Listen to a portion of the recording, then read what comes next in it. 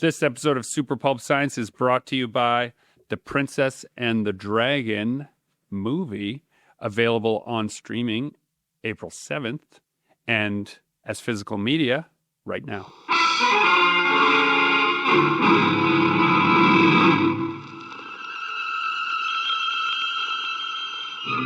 Attention, citizens. It's time for Super Pulp Science. This is Super Pulp Science, where we talk about how genre gets made. I normally don't clap right in the middle of my intro, but I did that time for some reason. I must have been real thrilled. Dan Vadeboncoeur, producer extraordinaire, and now newly suffering co-host. Justin Curry, known the world over as Chasing Artwork, is on our Canadian diplomatic envoy to America. Yes, he's still there. Godspeed. He's trying to smooth the relationships out between both parties, and nothing does that better than his bright, fun, approachable artwork. Hopefully, he printed a little Canadian flag on the back of each one. Sure, we'll see. Probably he did not. Justin, we miss you. In your absence, I've been up to all kinds of things that I normally don't do if you're there. So maybe part of all this is just to fill the void. Maybe, Justin. Yeah, just to fill the void. Feeling bored without him around. Yeah, go ahead. You reacted to this. It's I'm looking at the Blu-ray. It's something about that Blu-ray branding. I love that case of The Princess and the Dragon, which is you've just received, I assume. Yes. And I love, like, you just talking about my reaction to the artwork on this cover. I'm a collector, by the way. I collect Blu-ray DVDs, mostly DVDs, but I do have a few Blu-rays. And it's an amazing cover. I love how it's laid out. It's got these little kind of stickers. Like, one of them is a real sticker, but some of them are kind of false stickers of, like, this is in the horror section. It would be a cult classic. Like, if this was in a video store, these are the stickers that would be on this case. And it also says, now a minor motion picture, which I love. I just love that. Because you guys are owning it. It's a minor motion picture. It is. That's exactly what it is. That's right. The promise of our premise has to be right early. Like, we just did 10 days. We went out, we shot a creepy chiefy, as the industry calls it. I like that. And that is what we were doing. And so to pretend that somehow we had our book optioned as a movie in some big way seemed like the wrong move. And instead to be like, no, our small book was optioned in a small way to make a small movie. And we had the best time doing that, but not right. So it also identifies people who understand genre a little bit, right? Horror fans like low-budget movies. Oh, yeah. It's like part of a thing. So I was at the Westman Gaming Expo this past weekend, and it was really cool because Miles Crossman was there with Grand Illusion Film Company. That's the company that produced and made Prince and the Dragon. And last year we were also there, and he was promoting that it was coming out. He had a Nightmare booth. He had, we had posters. We're like, yeah, we're making a movie. We made a movie. We promise. And I realized, observing him, I was a little jealous because he got to have this moment, which I then remembered, which is this. You go somewhere and you say, I have a thing I made and it's coming out soon. And people go, oh, good for you. And they're a little interested, but they're not super interested. Because you don't have it in front of you? Because you don't have it. You just have the idea of it. Yeah. But when you return to that same place, those same people, they do remember. And the enthusiasm in which people came up to his booth and was like, oh my God, you did make a movie. Where can I get it? Oh, you can have it here on Blu-ray. Oh, you can have it. It's available April 7th on Apple. Like, you can get it on streaming. We did it. We really did do it. And they're like, oh my God, is it amazing? And they're like, we hope so, but it's the best we could do. Right? Okay.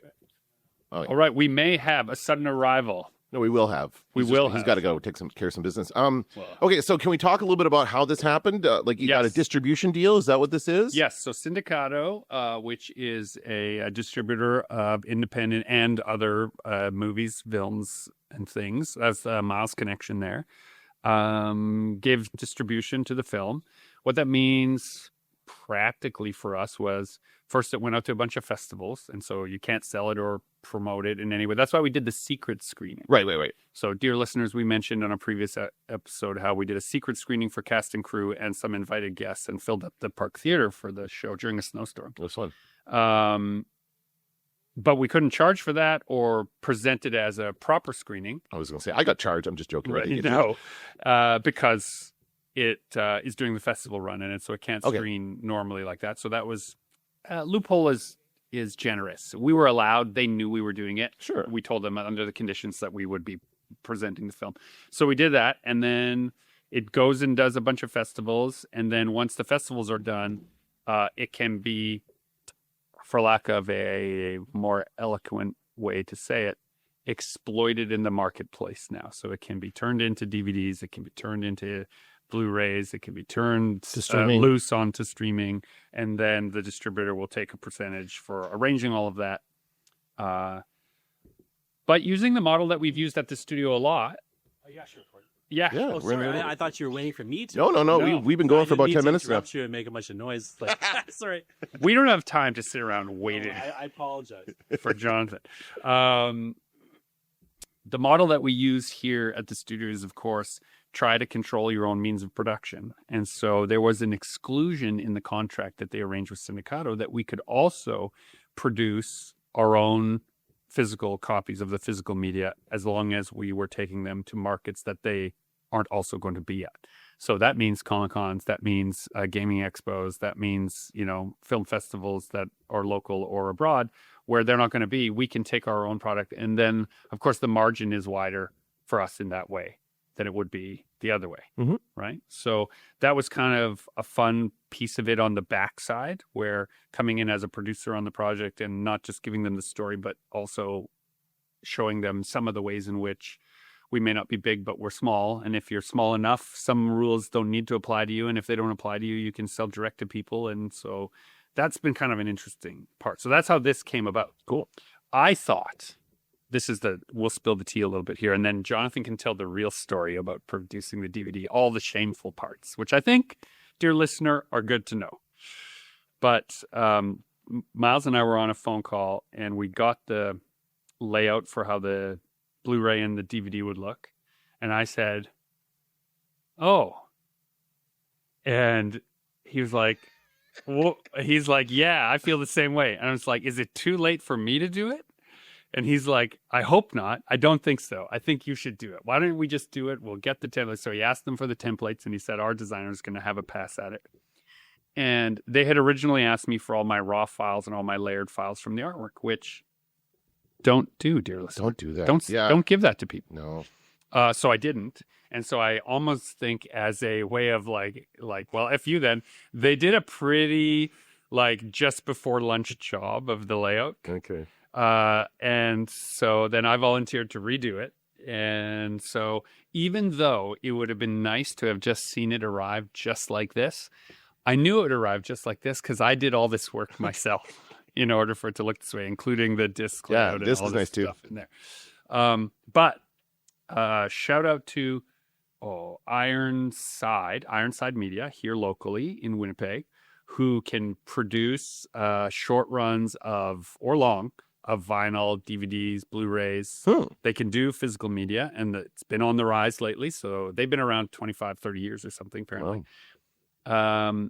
We then had a pressing of the Blu-ray that then we would have available ourselves, which is separate from the one that'll be through the distributor. And it has a few minor design tweaks so that you could tell it, so the collector knows the difference between one that was direct from the director or creators or one that came from the distro.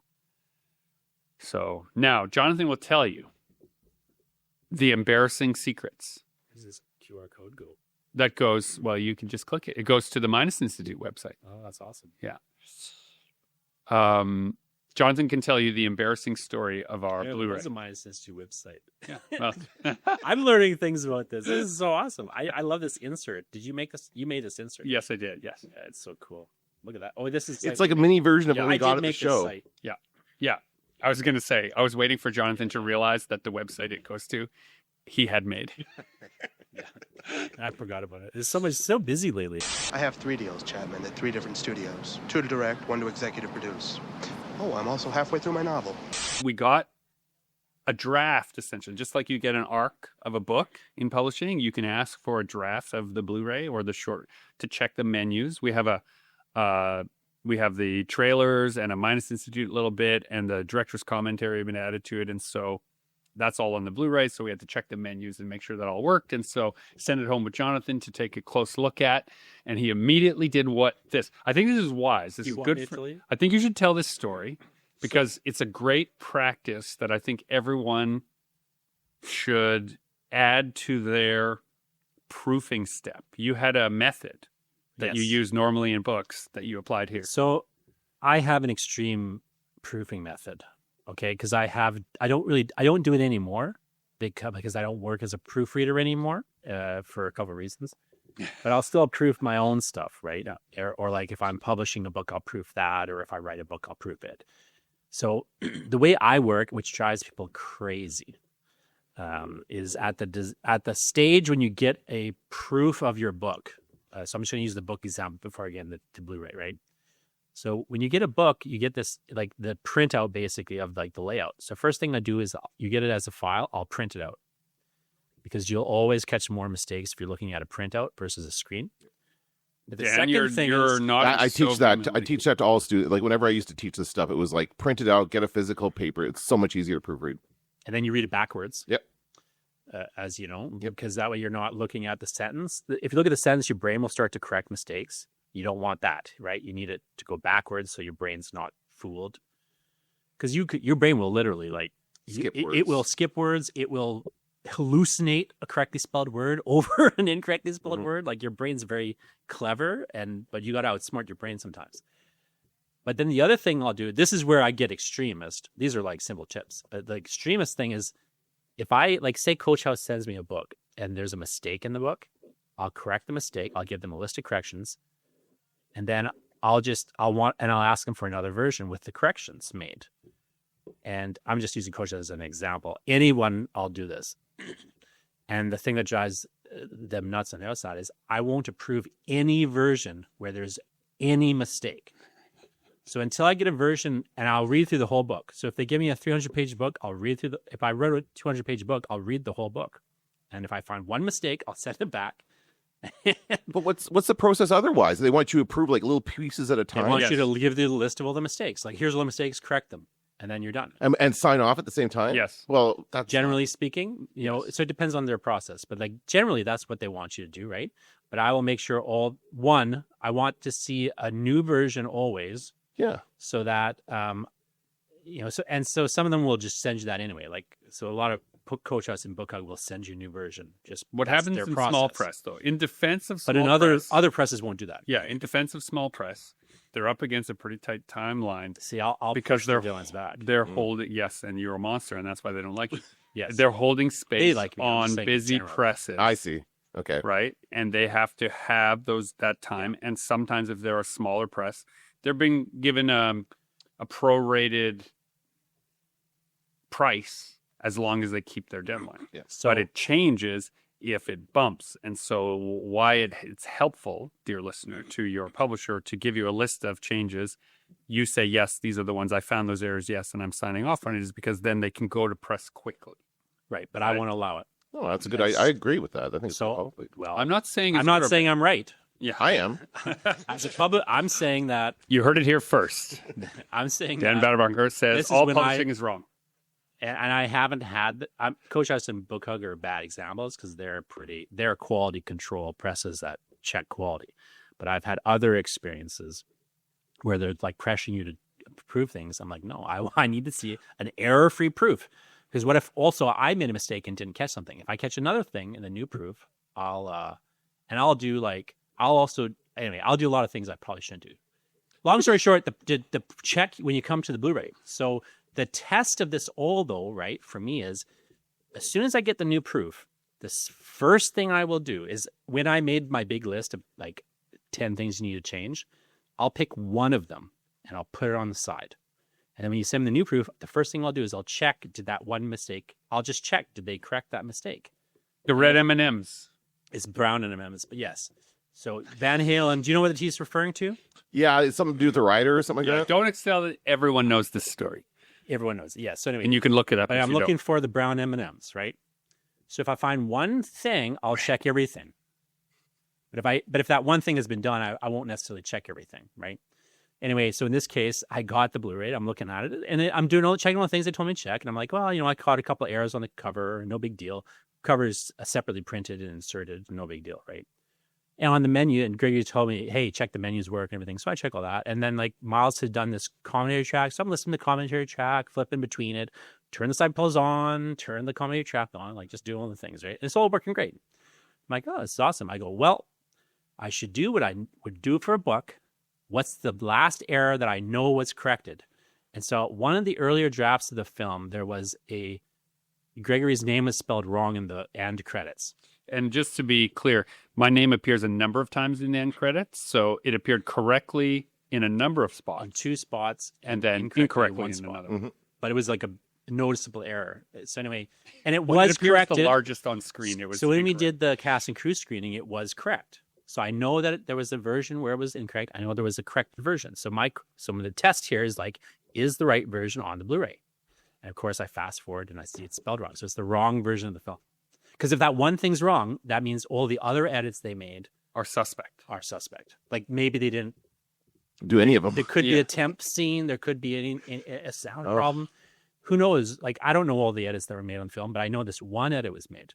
So I know that's the difference between this version and the last version, right? So I think for the dear listener, if you are an independent filmmaker or you're putting your short films on a DVD or you're doing all that kind of stuff, remember, since you're printing a short run anyway, because you're not, the reason you're making short films and small films is because you don't have that whole network. Ask them to print you a proof that you can take and look at before you ask for another 500 of them. But this is a trick to because I was like, I don't have time to watch this whole film right now. Yeah. But if I don't have time to watch the whole film, again, I'll check one thing that I know was a problem previously. Because if there's, again, for the book, if I don't have time to read the 300-page book again, because they're like breathing down my neck, you got to prove it, you got to prove it. I'll check one thing. Did they get this one thing right? Because it's the obvious, and it's like, I'll pick something for some strategic reason. But again, like it's the brown M&M thing. If there's a brown M&M, then I know something else is wrong. I gotcha. Because Yeah, they're not I'm with you. checking the details. Yeah. Yeah, and I think what you were describing to me, like I had a brief foray into advertising, the advertising industry. So we'd create proofs for clients, and it was always like show the final proof of how it's going to look, sign off on that. We never would say, okay, it's approved with these changes. I mean, sometimes if it was a rush, yes, but normally the process is, and I guess it's because there's so much more to books, right? It's more pages, it's a printing press, it's all kinds of stuff. But yeah, for like a quick advertisement or something really like simple, you get the final proof before you approve it for sure. Yeah. And I mean, in the book world, there's a change has been happening where you'll receive a proof on different paper than the book is being Oh, printed yes. on. I Yeah, went through a big proofing thing with Yeah. Laundryman books. I kept rejecting. I think it was driving Lyndon nuts because I kept rejecting the proof because I'm like, this barcode looks weird, or like this color is off. Like, this black is a different black. I would reject it. But you know what? I was right, and it does. And he's like, at one point, he's like, I don't know if anyone's going to notice. I'm like, I'm like, nevertheless, I go, it's this matter of course that I would reject it because there's a mistake. Because if there's that mistake, there's another mistake.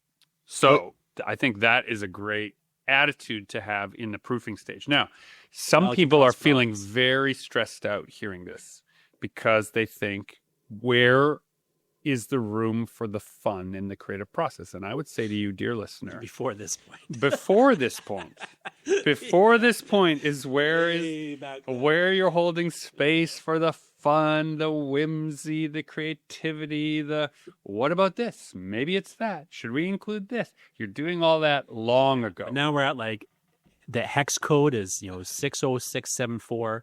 You got 60675. Exactly right. So it's rejected. Yeah. Like is that now you're at that point. Yeah, and but then why you get the can't you say, question "I can like feel it," or maybe getting it's the just question of other like, does it matter? Well, it may not matter, but I don't care. matters to you. So are you guys selling just this the now at your table? process. So we have them now available at the table. First time ever was the Westman Games. We're This is the going to have Blu-ray them in he's talking Calgary, the about. Blu-ray, and looks like DVDs as well in Dividends. That's my favorite. Dividends. Yeah. And Also, the book. Don't forget the book. Strangerfiction.ca. I would never forget the book. It's about how people change for all kinds of reasons, but no two people do it at exactly the same time or for exactly the same kinds of reasons. What was really, really cool at the Westman Gaming Expo was that I had the book, which I also had the little sticker on it that says now a minor motion picture. We had the DVDs. And so some people would come up and they would look at the book and they'd be like, they would see now a minor motion picture and laugh. And just the way that a busy table, and mine is a kind of a smorgasbord of a visual feast. It takes them a moment to realize the Blu-ray's there. So it's like, no, minor motion picture. Ha, ha, ha. And then they look down and beside it is like, oh, like they mean it. Like there's actually a film of this, right? That was a really great reaction, a fresh reaction to see. And then also to explain to them, like, no one spent millions of dollars on our idea.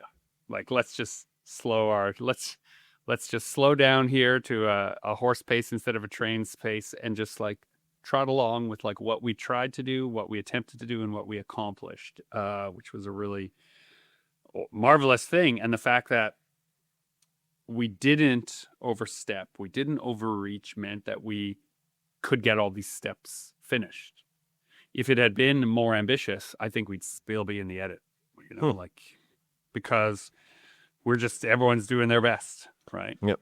Well, you know what you'd get? So let's say we had a $5 million budget. Here's the funny thing about it, though, and you'll understand this, but maybe a listener might not. If we had an extra, $5 million, it wouldn't necessarily be a different movie. It would just take longer to make and cost more. Yeah. If you had 50 million, that's a different story. And to be fair, you'd recognize the actors in it from something else. You'd say that's the guy from that thing. Sure. Right. And in the horror space, you might get a great scream queen or somebody who is recognizable from the space. Right. Or you might have a cameo from one of the other horror franchises. That actor who might normally be in a mask might be in your film. Like that is how that world references itself. This is how, but what you do is you shoot more footage and then you take more time editing the additional footage. But it doesn't necessarily end up that different until you're at a certain scale. Yeah. We would have had more POV shots, I think, if we had had a little more time. But, which I don't like, but you're right. That's what it would have done. No, and there would have been more gags. Yeah, more gags. And gags is just, he's using the highfalutin industry term for more blood, more gore. Yeah, Steve's been on the show. Yeah. We know. Yeah, you all know. Oh, yeah, Steve. But does that make it better? You might argue that it's better with less gags because you're forced to innovate. It might make it a different movie in a way, right? Or no? It would make it more like other movies. Let's put it that way. So there's good and bad to that, but it'd make it more like another movie. True. Now, I worked on a short film. Mark Green was the director of it. It was Electric Monk was producing it, and the film was called Don't Waste a Precious Minute. And Mel was our first AD on that film. And I remember at that time, I was just doing art direction. I'd done some boards. I was just there helping, carrying gear and things while we were shooting. And I had this moment where I realized that the first AD has so much more to do than the director on a film. And we figured this out very quickly on Princess and the Dragon because we had not properly allocated time and resources to have the right first AD. And so everyone had to put that hat on a bunch of different times. But as a result of doing that, so I'm connecting a few dots here, dear listener, in Gregory's experience. So I worked on a short film, really admired the efforts of the first AD. Worked on our film, ended up having to put that hat on and really admiring the previous efforts of better ADs than me. But then working with Hydraulic Content, they were one of the producers of Prince and the Dragon, the people who actually have a lot of experience in what we could define as industrial filmmaking, like the real level. I got to meet them. They brought me in on a project to do boards. On a project that they were putting on, a film that we shot on Tuesday, and they brought me in as first AD. And when I put it in the chat, they offered me first AD. Jonathan's reaction, I think, is also important to point out. Everyone else is like, congratulations, that's so great, that's good. Not Jonathan, though. Jonathan is like, you fool. What have you done?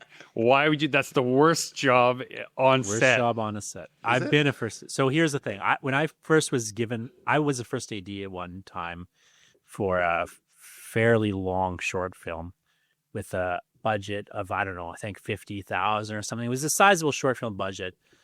Might have been 100 and something. But anyways, point is, I got asked to be the first AD by the director, who was a friend of mine and who I knew well, and so on. And, I was really excited because I didn't know what a first AD was. I thought I was going to be creatively involved. It sounds like to the assistant. director. Yes, it sounds like you're It sounds like something. assistant to the manager, right? That it is. Anyway, what it is, so anyway, I started doing the job because I'm like, yeah, I could do it. Whatever. It's just another job on a film set. So and I'd done a bunch of different jobs. He's going to give you the cloudy version, like the overcast version of the job, and then I'm going to present sunny version. two Yeah. different So sets, anyway, I'm on the it was a very different set. But anyway, I'm on the I'm on the set. Anyway, I'm doing the job, and I'm in the middle of like day 3 of the shoot or something, and I'm like going crazy. And I remember thinking to myself, because at the time I was thinking of becoming a director. And I'd done a bunch of different jobs on set and so on. And I had directed a couple short films. I sold a short film to the Comedy Network and so on. But anyways, I remember like sitting there and thinking to myself on a break, I was like, this is everything I hate about filmmaking in one job. And I vowed to myself that I would never direct a film again unless I had a first AD. And I haven't directed a film. So, Still waiting. in my experience, which is limited, let's also say this to the listener, I've been on a number of film sets, but never in this capacity. And in this time, one of the, I guess, paradigms under which we entered into this project, or how I was invited in, was we liked how you carried yourself and how you handled yourself in a very stressful environment on Princess and the Dragon. Do you want to come and have fun on our film set? You can be first AD. You're doing the boards already with us, so you'll know exactly what is required because you'll have walked it with us. You'll have walked the set. We'll have gone through the script. We'll have done all the beats. So you'll know better than, maybe not better, but you'll know what the vision that we are trying to put on paper is. And interpret those ideas. And what I thought would happen is, and this is a shout out now to Hydraulic Content and Jason Wilkins, is what I thought was going to happen was he and I would sit in a room, which is usually what happens. Me and the director would sit down and we would board it and he would talk about it and maybe he'd pantomime it or whatever. But because of where the location was in their film studio, and because of the kind of person he is, he's like, no. He had the DOP come, he had the other producer come, and they walked it and talked, director of photography, walked it, and then I took notes about all their ideas, all the things. They walked and talked through the entire shooting from beginning to end in every beat of the script, and I got to physically be present. And so rather than making up That's great. what the set's going to be on paper, I got to see exactly the shots, take reference of those shots, figure out how it's going to work. And it was such an elevated experience for me, who was thinking like, oh no, these are like real pros.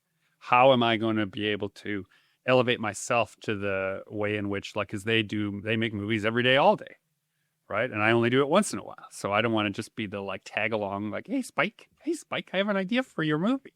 I didn't want to be that guy. And instead what happened was they were so generous and so giving with their experience and talking through it. And because this was Jason's first real efforts as a director, he's done other things too, but where he was going to own the responsibility of, this is my movie, I'm directing, so it's my responsibility. He was so delightful to say, okay, what's another way to do it? What's your idea? He might, of course, say no, not that. But he left a lot of room for people's notions to be present through that walkthrough. So that walkthrough allowed me to make really clear boards, which I hated, but I did them on that day. They were good enough, but I also realized now I had to come the next day within 24 hours and do the first AD job. So then I took those boards home and did a really detailed version of the same thing, expanded some of the beats, really broke down for what my call sheet was. Because the first AD's job, as I see it, it's not how everybody sees it, but what I see it is to communicate clearly between departments what the director wants in the moment they need it. So can I reframe that little No, bit? because this is my story. I think you should put in a scene near the end where they all throw clamshells. I think that would be great. So I agree with everything you're saying, but I would say my version of what you're saying is the first degree AD's job is to protect the director from everyone else on set. Yes. So that That sounds like a tough job. So, Because everyone wants to talk to the director, right? yes. yes, so the Now, director needs the time to difference here. think. Now, on lower budget or on less experienced sets, I stand by Jonathan's categorization. Totally. I usually say, no, things are degrees and not categories. The lower the budget, I 100% agree. The job is protect the director from all the distractions of everyone saying, but this, but this, but this. What about this? What about this? Right. Hey, do you want the blue on the background or white on the background? But because these were all pros, they knew the chain of command and worked really effortlessly within it. And so there wasn't, so my job was to go to each Sure. department in the moment Yeah, they know better. and bring solutions. So if something came up, and there weren't a lot of problems, so just let me also say, there were not a lot of problems on this set. But if a question came up about, are we going to use this prop? Are we going to use this light? Are we going to use this moment? Do we need to do makeup? Do we need to fix hair? Do we need to, what is the solution? I would just walk away with my board and those questions to the departments, get the appropriate solutions that were possible, organize them, make a judgment call as to which order I thought would take what amount of time, and then present that back. And often on in this an organized way. that in an present some organized way, choices. yeah. That's different. choices rather than problems. And And you're that's al- how I looked at it. You're also talking about a situation where they have a stage, they control the set, as opposed to like when I was an AD, I was shooting on location in locations we didn't control. One of them was toxic. One of them was a junkyard where we had an overturned car and we had to shoot it before the light was gone. And Oh, you don't mean emotionally toxic. I've been on that kind of set. no, I mean it's literally was a toxic building about to be demolished, but we were in there. So there's like anyway, we didn't control locations. Like we couldn't go in there the day before, Right. and start walking through it and so on. And Yeah. like there's that sort of. It's very different when you own the set. You can come back to it the next day. So what I said to Jonathan when he got here today is like, one of the things that I felt really pleased with was the film school aspect of it. I got to learn by watching real people do the job really well. So if I'd asked them to do it, I saw what the real solution is supposed to look like. And that was so fantastic. But now I've been spoiled, I think. I'm going to have a certain amount of resentment on any kind of scenario that is less than this, because I was like, oh, that was so yeah. easy to ask these really competent, fun people to carry out this mission. I want to classify something about my experience here. This was a one-day shoot, so the problems couldn't scaffold. They couldn't compound on one another over day after day, which creates a different job for the first AD, which is like dealing with yesterday's problems and today's problems and tomorrow's problems. I didn't have any of that. So that's partially also why it was really fun and easy for me, is I didn't have to deal with yesterday's problems, right? There weren't any. And I didn't have to deal with tomorrow's problems. There weren't any. I think the thing that some people listening might not understand is when you're in production, so you're actually on a film set, you're shooting the film and so on, there's very little now that is a creative decision. It's almost, I always say, like, people get this romanticized idea about movie production. And I was talking to one of my wife's cousins one time, and they were talking about wanting to get in the film industry and this and that and the other thing. They were talking all these things. And they were just asking me questions about stuff. And I remember saying, like, to my wife afterward, I was like asking the questions politely and stuff, but I remember saying to my wife afterwards, like, they don't get it. Like, making films is warehouse work. It's the trades. Yeah. It's not what you think it is, It's an interesting industrial process. And I'll say this, because I've been purposely avoiding the content of the film because it's their film to talk about. I was always talking about my role in it. But the really interesting element of where we were shooting was we were shooting inside of a film production studio. And so there's all that equipment is part of the set. And them deciding which equipment should be presented in what way and when and how was part of the discussion. And then I will say this is my one big creative contribution to the moment was I happened to know they had received, because I was there on that day for a different project, a bunch of big boxes of human corpses, false like movie prop bodies. And so while they were like, oh, okay, we got to fix some background. What should be on this table? And I said, don't you have a whole pile of bodies around here somewhere? Like those must be somewhere. And they're like, oh, great idea. And then the one thing becomes the other idea too. Well, if these are bodies that are being presented as set cleanup from another job, well, then on this other table should be all the weapons that went with those. We have those also over here. So they took me into their room where all those props are, and we selected a bunch of that stuff. And those people, it was so fun to be like, normally, and what was also different here is normally there'd be days between arranging that, going to visit the props people, going to visit all that thing. You're trying to make arrangements, but because they were doing it all in-house, you were able to just walk to the other side to where the other studio is and say, oh, hey, props guy, can we look at what you've got? What can we put there? Again, there will never be a more spoiled moment for a person who is like learning how it all goes to have it compressed into a single day of prep. For me, they prepped for a lot more, but for me, a single day of prep and then a single day of shooting. And that was great. We had about 5 people on the camera crew. For those people who are thinking about it, there was like 3 or 4 people on lights. They had 2 grips. They had 5 or 7 background people. We had 2 principal actors. So it was not super minor, but it was, not a scale like movie making on a crazy scale. And everyone knew each other from other things. Not every single person knew every single person, but they all had Hydraulic as someone that they trusted to have brought fun people together. So it was a good vibe. My favorite filmmaking memory from when I was younger is I was helping my friend out on a set. Stefan was directing a film, and I was one of his assistants. Shout out to production assistants. Battlestar Barbarian. Yeah. Stefan, we see you. You're going to be on our show soon. Yes. Anyway, Stefan's super talented artist, but also director. Anyway, at the time, he was making this film called I'm Going to the Big C, and I don't mean California. And it was this really, really weird, crazy little horror short. It was fairly lengthy horror short. But anyways, I was a production assistant on it, and I was assigned to basically the lighting department. And so this guy Harlan was in charge of me. And I remember so I'd be just standing around. So Stefan, I remember had him and his DOP, and then Harlan and some others were in a little meeting before the shoot for the one scene. And they're doing this. It says yeah, I want this, or whatever. And then Harlan comes and he goes, Harlan, you block out the sun and then this and that.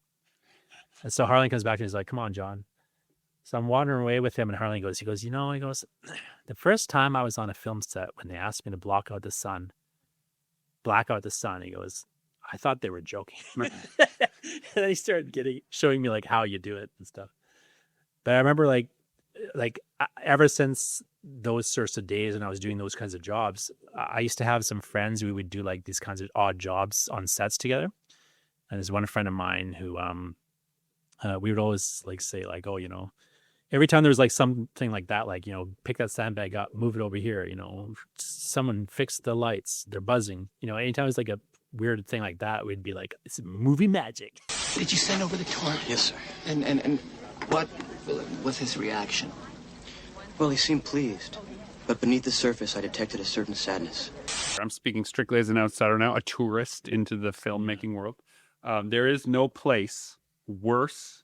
I think the worst place for lingo, I used to think the worst place for any kind of lingo or idiosyncratic language was for sure Starbucks lines. And it basically drove me out of Starbucks because everyone had their lingo, and it just drove me nuts just to ask for what you really mean.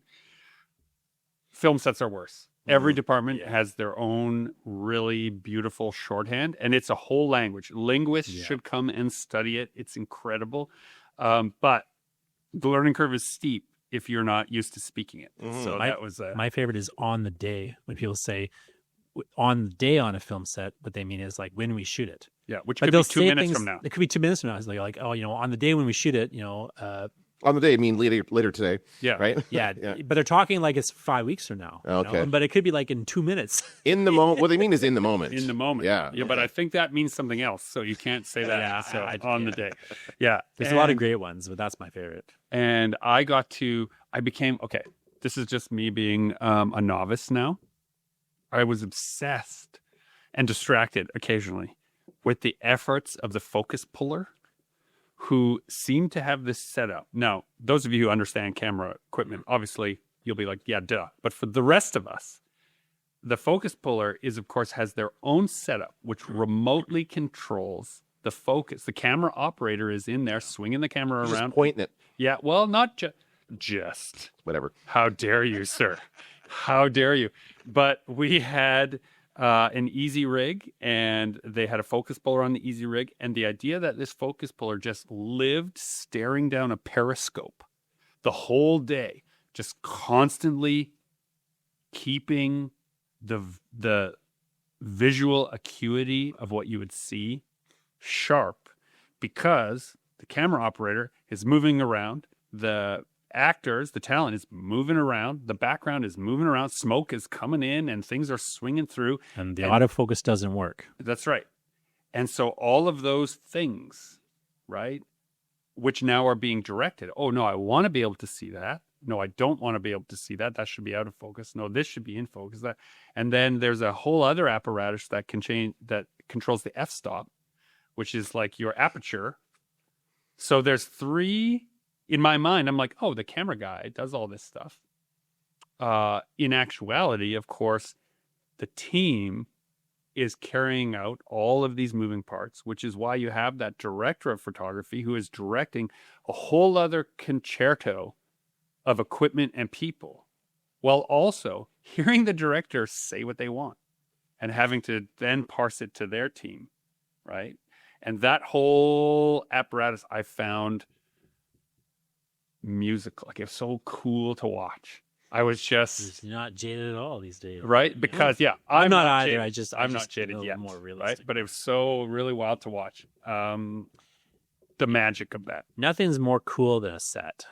Like just seeing everyone doing everything and everyone kind of working together, even if they're at odds with one another, they're working together ultimately, like to try to get the thing made and so on. But because of this, it's glorious when anything is good. Yeah. I forget who said it, but there was some director once who was like questioned about something. And he said, it's a miracle that any film is made at all. At all. And then that any of them are any good. Is a whole other thing. Because Yeah. there's so many points of failure or things where it can go downhill, and just there's something about a film set that when it's kind of buzzing well, that like it's just you don't see a lot of times that amount of people coming together with a single sort of focus. Well, and I don't know how common it is for the first AD to also have been the person that does the boards. And so one of the things that happened with me Can you is define- if somebody do you had mean storyboards? suggested, the Oh yeah, storyboards. that'll never happen. If a suggestion had come through, I'd take a moment and add it to the boards, right? So that if I go to the next department, I'd say, this is what they're setting up this next, Mm-hmm. right?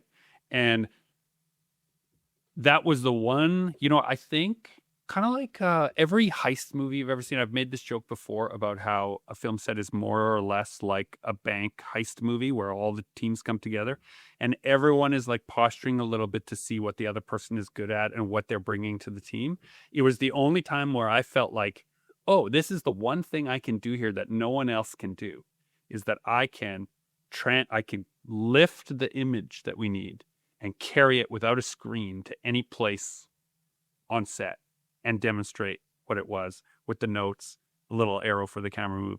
We've had cousin, uncle, he's related to you. Nick? Nick? Yeah, my uncle. Yeah. That's your uncle. Uncle Nick. We've had your Nick, who knows more, who's forgotten more about storyboarding than I will Yeah, ever he's been doing know. it for a long time. Right? Than I will ever know.